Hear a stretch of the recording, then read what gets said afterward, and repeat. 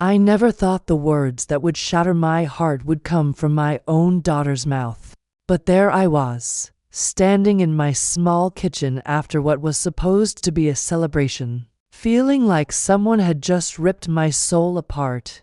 It was Emily's 28th birthday, and I had spent the entire day preparing her favorite meal, the same lasagna I'd made for every birthday since she was 5. The dining room table was set with my grandmother's china, the candles were lit, and I had even splurged on a small bouquet of roses from the grocery store. Emily arrived with Michael, her husband, both of them looking like they'd stepped out of a magazine. Her designer dress probably cost more than I spent on groceries in 3 months. But I pushed that thought away. This was my daughter, and I was just happy to see her. The evening started pleasantly enough. We talked about her job, their plans for a vacation to Europe, the new car she was eyeing. But then the conversation turned to money, as it always seemed to these days. Emily was complaining about their expenses, about how hard it was to maintain their lifestyle, when she suddenly stopped mid-sentence and looked around my modest living room. Her eyes lingered on my old furniture, the faded curtains I'd been meaning to replace for years, the small television that still worked perfectly fine. Then she said it, the words that would change everything between us forever. "Mom, aren't you ashamed of being poor at 60? The room went silent. Michael shifted uncomfortably in his chair, and I felt something break inside me that I knew would never heal. Before continuing, if this story is touching your heart, subscribe to the channel and tell us in the comments where you are watching from. Don't forget to ring the notification bell, because every day I'm bringing you stories of women who turn their deepest pain into a new good way of living their lives. But what Emily didn't know was that upstairs, hidden in my bedroom drawer, lay a bank statement that would change everything. After Emily and Michael left that night, I sat alone in my kitchen, staring at the leftover birthday cake. The silence felt heavier than usual, and those words kept echoing in my mind. "Aren't you ashamed of being poor at 60? Poor." She thought I was poor. I walked upstairs to my bedroom, my legs feeling like lead with each step. From the bottom drawer of my old wooden dresser, beneath the winter sweaters I'd been wearing for 15 years, I pulled out a manila envelope. Inside was a bank statement that told a very different story than what my daughter believed. $184,327.89. That number represented 40 years of sacrifice, 40 years of choosing love over luxury, planning over pleasure, my daughter's future over my own comfort. It all started when Emily was born. I was a young nurse then, working at the county hospital. My husband had left us when Emily was just 2 years old, claiming he couldn't handle the responsibility. I remember standing in this same bedroom, holding my baby girl, promising her that she would never want for anything important. But I made another promise to myself that night. I would teach her the value of money by showing her that happiness didn't come from material things. Every morning for 38 years, I woke up at 5 a.m. to work the early shift at the hospital. I'd come home, rest for 2 hours, then work the evening shift at a private clinic downtown. 16-hour days became my normal. My hands grew rough. From all the work, my back ached constantly. But every paycheck brought me closer to securing Emily's future. I remember the sacrifices so clearly. When Emily wanted to go on the school trip to Washington, D.C. in 8th grade, I told her we'd have to save up for it. What I didn't tell her was that I already had the money set aside. Instead, I made us both pack lunches for 2 months, skipping my usual coffee at the hospital cafeteria. I wanted her to understand that good things required sacrifice. When she needed a dress for prom, we spent weeks visiting thrift stores together, she complained, embarrassed that we couldn't just buy something new from the mall like her friends. But when we found that beautiful blue dress for $15, and I spent hours altering it to fit her perfectly, she looked absolutely radiant. I took pictures of her that night, thinking about how proud I was that she had learned to find beauty in simple things. College was the biggest test. Emily got into a good university, but the tuition was enormous. I told her we'd need to apply for financial aid and student loans. What she didn't know was that I had been saving specifically for this moment since she was in kindergarten. Every Christmas bonus, every overtime shift, every tax refund, it all went into that separate account. I watched her stress about money during those 4 years. She took a part-time job at the campus bookstore, earned a small scholarship for her grades, lived in the cheapest dorm available. I thought I was giving her character, teaching her independence. When she graduated debt-free, something I had quietly arranged by paying her loans, without her knowledge, I thought I had succeeded.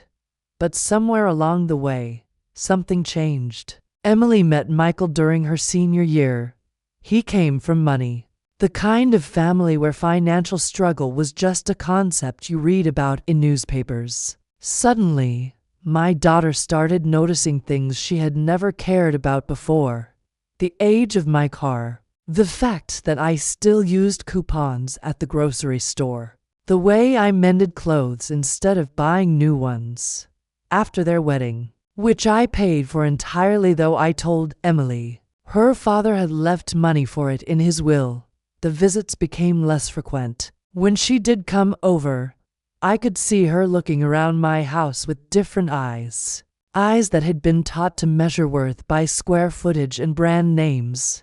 I kept working, kept saving. The money grew through careful investments that my financial advisor, David, helped me make. I told myself I was building Emily's inheritance, that someday she would understand why I lived so modestly. I imagined the moment when I would surprise her with this nest egg. Maybe when she and Michael decided to buy their first house, or when they had children. I pictured her face lighting up with understanding.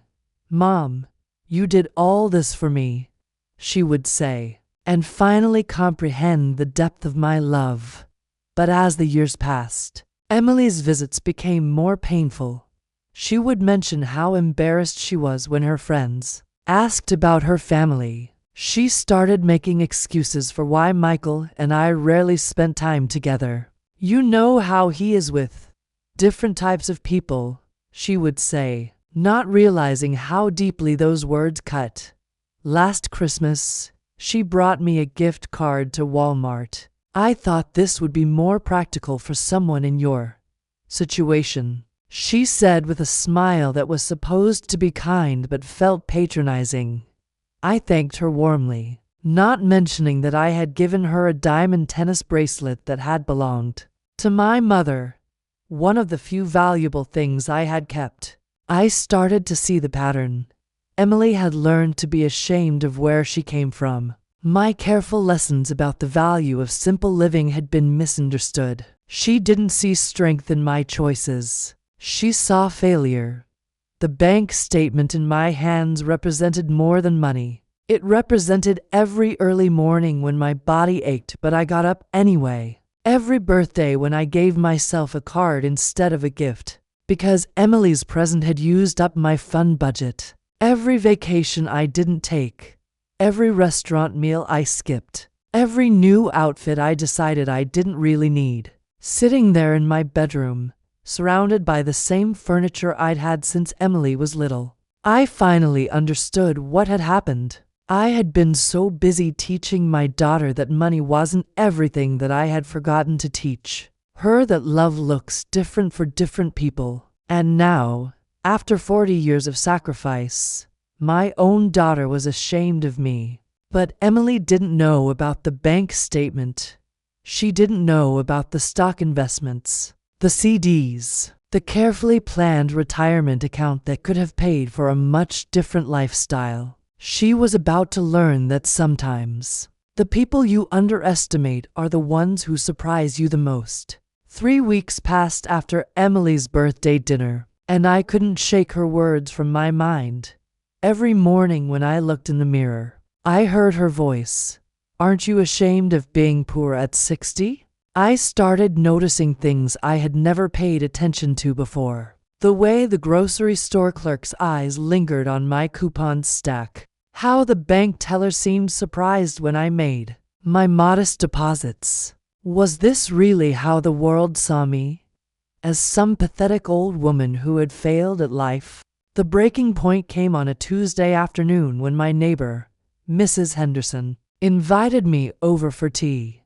As we sat in her cozy living room, she mentioned that she had run into Emily and Michael at the upscale shopping center downtown. "Your daughter is such a lovely girl," Mrs. Henderson said, stirring honey into her tea. Though I have to say, I was a bit surprised by something she said. My heart started beating faster. "What do you mean?" Mrs. Henderson hesitated, clearly uncomfortable. "Well," she was telling her husband about how embarrassed she gets when her friends ask about family. She said something about having to make excuses for her mother's circumstances. The teacup trembled in my hands. She said that, in public. "I'm sorry, dear. I probably shouldn't have mentioned it, but it just didn't sound like the Emily I remember. The little girl who used to be so proud to tell everyone her mama was a nurse, who helped sick people." I left Mrs. Henderson's house feeling numb. But as I walked back to my small home, something else began growing inside me alongside the hurt. It was anger, not the explosive kind, but the slow-burning type that comes when you realize you've been undervalued for far too long. That evening, I did something I rarely allowed myself to do. I called my financial advisor, David Chen. "I'd like to schedule an appointment," I told him. "I want to review all my accounts." David had been managing my investments for 12 years. He was one of the few people who knew the truth about my financial situation, and he had always treated me with respect, regardless of how I dressed or where I lived. 2 days later, I sat in his downtown office, watching him pull up my portfolio on his computer screen. The numbers that appeared made me catch my breath, even though I had been watching them grow for years. "Your total liquid assets are now at $197,643, David said with a smile. "The tech stocks we invested in 3 years ago have performed exceptionally well, and your retirement account has another $89,000. You've done remarkably well for someone who started with such modest savings." I stared at the screen. Nearly $287,000. More money than Emily and Michael probably had in all their accounts combined, despite their expensive lifestyle and dual incomes. "David," I said slowly, "I need to ask you something. Based on these numbers, what kind of lifestyle could I afford?" He raised an eyebrow. "Well, you could certainly upgrade your living situation significantly. You could travel, buy a new car, move to a nicer neighborhood. You've been living well below your means for as long as I've known you. And if I wanted to help someone, say, with a down payment on a house, you could easily provide substantial assistance. Is Emily finally ready to buy a home?" I was quiet for a long moment. I'm not sure Emily is ready for anything I might offer. That afternoon, I made a decision that surprised even me. I drove to the car dealership where Emily had mentioned she and Michael were looking at vehicles. I wasn't planning to buy anything. I just wanted to see something for myself. I found Emily's dream car easily. It was a sleek BMW, silver with leather interior, priced at $52,000. The salesman barely glanced at me when I walked onto the lot, clearly assuming I was just browsing beyond my means. "That's a beautiful car," I said, running my hand along the smooth paint. "It is," he agreed dismissively, "but it's quite expensive. We have some nice used vehicles over there that might be more in your price range." I smiled. What if I wanted to pay cash? His attitude changed instantly. Suddenly, I was offered coffee, a comfortable chair, and a detailed explanation of every feature. When I told him I was just gathering information for now, he handed me his card with both hands. Driving home in my reliable 12-year-old Honda, I felt something I hadn't experienced in years. Power.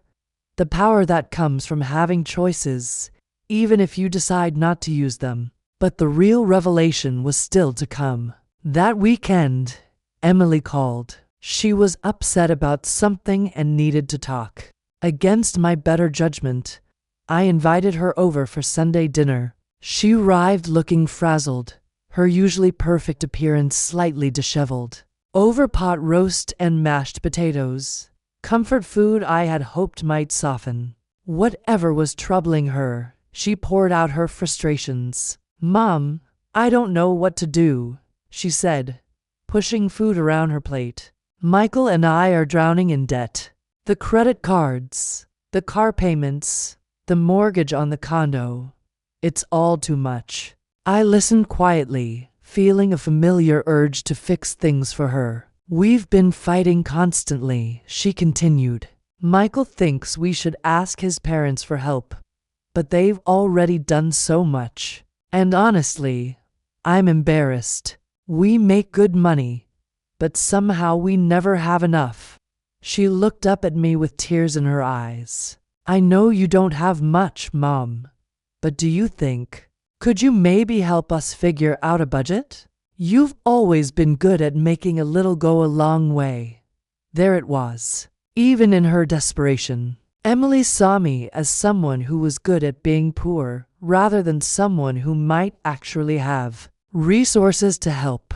"Emily," I said carefully, "what if I told you that you might be surprised by what I could offer?" She laughed, but it wasn't a happy sound. "Mom, please don't feel like you have to pretend. I know things are tight for you. I see how you live, how you shop, the way you make everything last forever. There's no shame in it, but let's be realistic." After she left that evening, I sat in my kitchen staring at the bank statements David had printed for me. Emily had been 3 feet away from nearly $300,000, asking for budgeting advice because she assumed I had nothing to give. The next morning, I made a phone call that would change everything. "Mrs. Henderson," I said when my neighbor answered, "I need to ask you a favor. If Emily comes looking for me in the next few days, could you tell her I've gone to visit my cousin in Florida?" "Of course, dear. Is everything all right?" "Everything is about to be very different."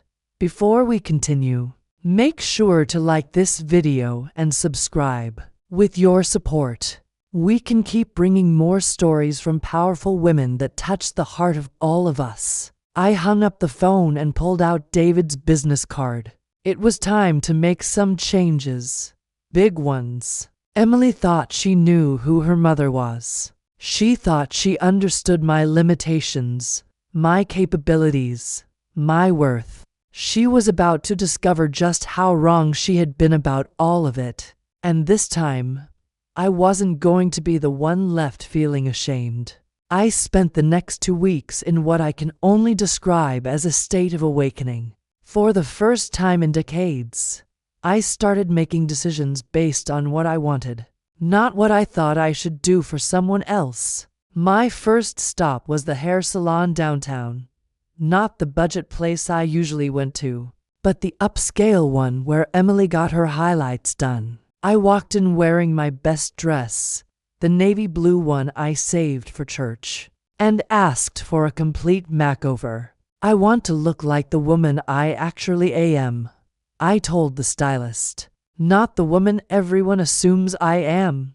3 hours later, I walked out with a sophisticated silver bob, professional makeup, and a confidence I hadn't felt in years. The woman in the salon mirror looked like someone who belonged in David's downtown office. Someone who could command respect. Next, I went shopping. Really shopping. I bought two elegant outfits, a beautiful handbag, and a pair of shoes that cost more than I usually spent on clothes in 6 months. But when I looked at my bank balance afterward, I barely noticed the expense. The transformation was more than physical. For years, I had been playing a role: the struggling single mother, the humble nurse, the woman who made do with less. But that wasn't who I really was anymore. I was a woman who had worked hard, saved wisely, and built something substantial. It was time to start acting like it. Emily called on Thursday, sounding panicked. "Mom, we need to talk. Can I come over tonight? It's urgent." I almost told her I was busy, but curiosity got the better of me. "Of course, sweetheart. Come for dinner." When Emily arrived that evening, she barely seemed to notice my new appearance. She was too wrapped up in her own crisis to pay attention to anything else. "Mom, things are worse than I told you," she said, pacing around my living room. "Michael got passed over for the promotion he was counting on. We've maxed out our credit cards, and the condo payment is due next week. We're behind on everything." She collapsed onto my old sofa, the same one she had looked at with such disdain just weeks earlier. "I've been thinking," she continued, "maybe we need to consider more drastic measures. Michael's parents might help, but they'll want to control everything if they do. And honestly, I was wondering, do you think you could take out a loan against this house? I know it's not worth much, but maybe there's some equity we could use." I stared at my daughter, watching her mentally calculate the value of my modest home, planning to use it to solve her financial problems. The house where I had raised her, where every piece of furniture held memories of her childhood, had become nothing more than a potential ATM in her mind. "Emily," I said quietly, "before we talk about loans, I need to show you something." I walked to my bedroom and returned with the folder David had given me, containing all my financial statements. I set it on the coffee table between us. "What's this?" she asked, barely glancing at the papers. "Open it." Emily picked up the first page, my main savings account statement. I watched her eyes scan the numbers, then stop. She blinked, looked again, and her face went pale. "Mom, this says you have. This can't be right. This says $184,000. Keep reading." Her hands trembled as she flipped through the pages. "Investment accounts, CDs, retirement funds." With each page, her expression grew more shocked. "I don't understand," she whispered. "How do you have almost $300,000? Where did this money come from?" 40 years of saving," I said simply. 40 years of working double shifts, living modestly, and investing wisely. 40 years of putting money aside for your future." Emily stared at me like I was a stranger. But you you act like I'm poor?" I finished. "Yes, I do. Because I wanted you to learn the value of money. I wanted you to understand that happiness doesn't come from material things. I thought I was teaching you important lessons." She shook her head, still staring at the papers. "You mean all this time, when I was struggling in college, when Michael and I have been stressed about money, when I felt embarrassed about bringing friends here, I could have helped you. Yes, I could have lived very differently. I could have bought a bigger house, a newer car, designer clothes. But I thought I was doing the right thing." Emily's shock was transforming into something else, something that made my heart sink. "So you just let me suffer? You watched me stress about student loans when you could have paid for everything? You let me feel ashamed of where I came from when you're actually wealthy. I stood up, feeling a calmness settle over me. Emily, I paid your student loans. Without you knowing, I've been helping you your entire life. And I never once asked you to feel ashamed of where you came from. That choice was yours. But Mom, we could have had so much more. I could have gone to a better school, lived in a nicer place, had opportunities I never even knew existed. And what kind of person would you be now if you had? The question hung in the air between us. Emily's face flushed red, and I could see the exact moment when desperation overtook any consideration for my feelings. This is ridiculous, she said, standing up and beginning to pace again. We're family. Family helps family. Michael and I are drowning, and you've been sitting on a fortune this whole time like some kind of miser. I was saving it for you, I said quietly. Then give it to me. Help us now, when we actually need it. I looked at my daughter, really looked at her. This beautiful, intelligent woman I had raised and loved and sacrificed for. And I saw someone I barely recognized. Someone who felt entitled to money she hadn't earned. Who was angry at me for not rescuing her from the consequences of her own choices. Emily, I said, 3 weeks ago, you asked me if I was ashamed of being poor at 60. You looked around this house, the house where I raised you with love, and you saw failure. You saw something embarrassing. I didn't mean. Yes, you did. And that told me everything I needed to know about who you've become. You're not ashamed of being poor, Emily. You're ashamed of me. Her face crumpled. Mom, that's not fair. I was just frustrated, stressed about money. I didn't mean to hurt your feelings. But you did mean it. And more than that, you've been telling people how embarrassed you are of your mother. Mrs. Henderson heard you at the shopping center. Emily's face went white. She told you that. She was worried about me, because she's a good friend who actually cares. Unlike my daughter, who sees me as either an embarrassment or a potential source of money. That's not true, isn't it? In the last year, how many times have you called just to see how I was doing?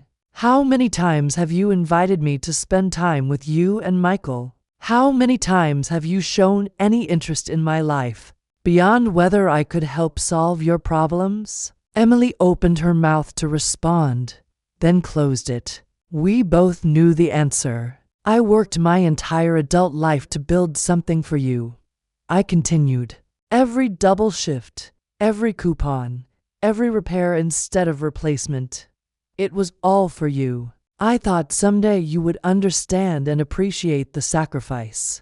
But instead, you learned to be ashamed of it. So what are you saying? Emily's voice was getting shrill. You're going to punish me for being honest about my feelings? You're going to keep all that money out of spite? I walked to my desk and pulled out a folder I had prepared the day before. I'm saying I'm going to use my money the way I see fit. I've already spoken to my lawyer about changing my will. Emily's eyes widened. Mom, you can't be serious. The bulk of my estate will now go to establishing a scholarship fund for nursing students from low-income families. Students who understand the value of hard work and education. Students who won't be ashamed of where they came from. You can't do this. Emily shouted. I'm your daughter. That money should be mine. And there it was. The truth I had been trying not to see. Emily didn't love me. She loved what she thought I could eventually give her. Even my modest lifestyle had been acceptable to her, because she assumed everything would be hers someday. Emily, I said, my voice steady despite the breaking of my heart. That money was never yours. It was mine. I earned it. I saved it. And I'll decide what to do with it. This is insane. Michael is never going to believe this. You're destroying our family over what? Your hurt feelings. No, sweetheart. You destroyed our family the moment you decided to be ashamed of me, instead of proud of what we built together. Emily grabbed her purse, her face twisted with anger and desperation. Fine, keep your money, but don't expect me to keep pretending to care about someone who would choose strangers over her own daughter. She stormed toward the door, then turned back. And don't call me when you're old and sick and need someone to take care of you. You'll have your precious scholarship students for that. The door slammed behind her, and I was alone in my quiet house. But for the first time in weeks, I didn't feel ashamed of anything. 6 months have passed since that confrontation with Emily, and I'm sitting in a cafe in downtown Seattle, watching the rain streak the windows while I sip my coffee. Yes, Seattle. I decided to take that trip I'd been putting off for 40 years. The woman staring back at me in the cafe window looks different than the one who used to apologize for using coupons. She's wearing a beautiful wool coat, her silver hair is professionally styled, and her eyes hold a peace I'd forgotten was possible. Emily hasn't called. Not once. At first, the silence felt like a wound that wouldn't heal. I would catch myself reaching for the phone to call her, wanting to share something I'd seen or heard. But then I would remember her words, the contempt in her voice when she called me a miser, the entitlement when she demanded money she hadn't earned, the threat about not caring for me when I'm old. And I would put the phone down. Mrs. Henderson checks on my house while I travel. She was the one who told me that Emily and Michael sold their condo and moved in with his parents. She also mentioned that Emily had driven by my house several times in the weeks after our fight, but never knocked on the door. Pride is a dangerous thing, Mrs. Henderson said during one of our phone calls. But so is entitlement. Maybe this time apart will help her understand what she lost. Maybe. But I'm not holding my breath anymore. The scholarship fund was officially established 3 months ago. The Maria Santos Nursing Education Foundation, named after my mother, who cleaned houses her entire life so I could become a nurse. The first recipients were announced last week. 5 young women from low-income families who want to help heal people, just like I did. I met them at the award ceremony. Sarah, whose single mother works 3 jobs. Maria, who grew up in foster care. Ashley, whose family lost everything when her father got sick. These young women understand struggle, sacrifice, and the dignity that comes from hard work. When they thanked me, their gratitude was pure and humble. Nothing like the entitled demands I'd grown accustomed to from my own daughter. You're giving us a chance to change our entire family's futures, Sarah told me, tears in her eyes. My little sister will grow up knowing that education is possible, that dreams can come true if you work for them. Standing there, watching these deserving young women celebrate their opportunities, I felt something I hadn't experienced in years. Pure joy in giving. This was what generosity was supposed to feel like. Lifting others up, not enabling poor choices. David helped me restructure my finances. I kept enough for a comfortable retirement and some travel, donated a substantial amount to the scholarship fund, and set aside money for Mrs. Henderson's medical expenses and a few other people who had shown me genuine kindness over the years. I bought a small but elegant condo overlooking the harbor in my hometown. Nothing ostentatious, but beautiful and comfortable. When I'm not traveling, I volunteer at the hospital where I used to work, mentoring young nurses and sharing my decades of experience. Last month, I received a letter that surprised me. It was from Michael. Dear Mom, it began. He had never called me Mom before. I want you to know that Emily and I are getting divorced. Living with my parents made us both realize some hard truths about ourselves and our marriage. I've had time to think about what happened between you and Emily, and I wanted to apologize for my part in it. You were always kind to me, and I treated you with disrespect because I judged you by your possessions instead of your character. Emily is struggling to understand why her choices led to losing you. I think she's finally beginning to see what she threw away. I hope someday she finds the courage to reach out.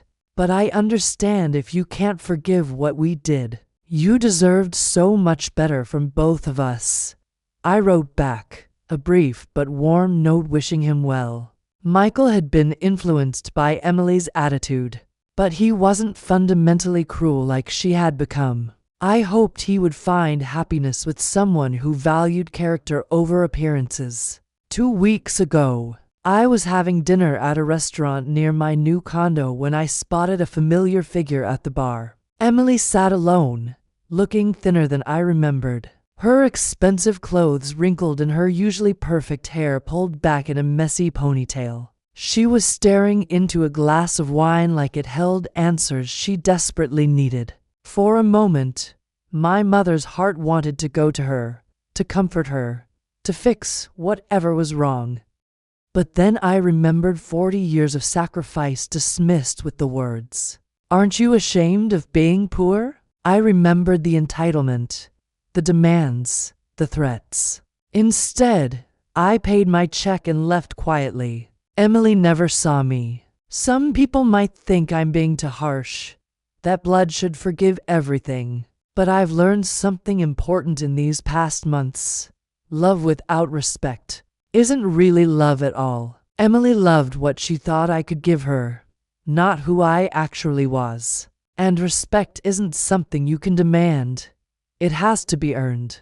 The scholarship recipients send me updates about their studies. They share their struggles and victories, their hopes and fears. These young women, strangers just months ago, have shown me more genuine affection and appreciation than my own daughter managed in years. Yesterday, I received a card from Sarah, the first scholarship recipient.